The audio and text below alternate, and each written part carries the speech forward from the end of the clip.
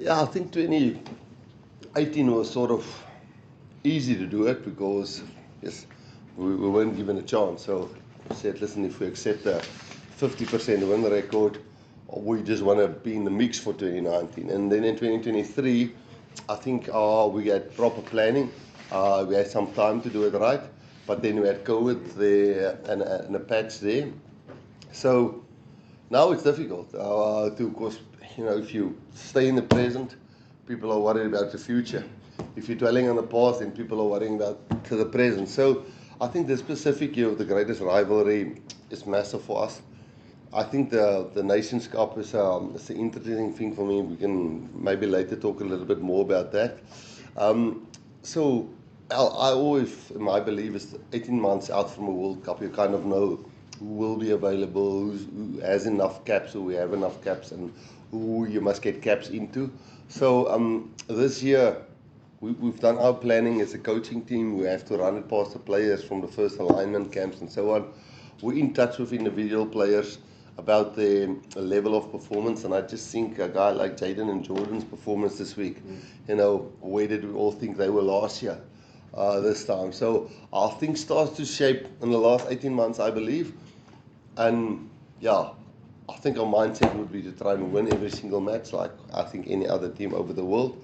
But I don't think winning the Nations Cup, not to degrade the Nations Cup or anything on that, but it's a difficult one to say, guys, let's go balls to the walls and try and win all the competitions this year.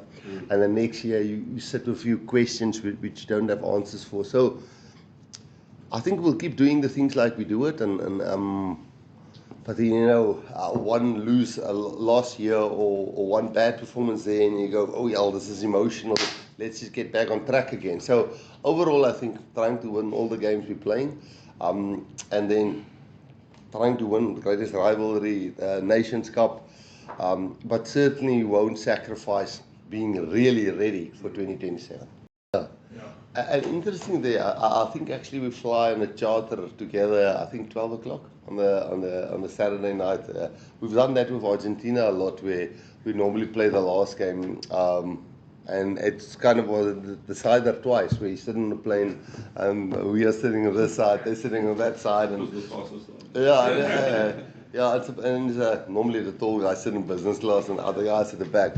So it will be an interesting one. It's challenging, and we don't have the answer right now. But they're in the same boat. The only thing is 3 games are in South Africa.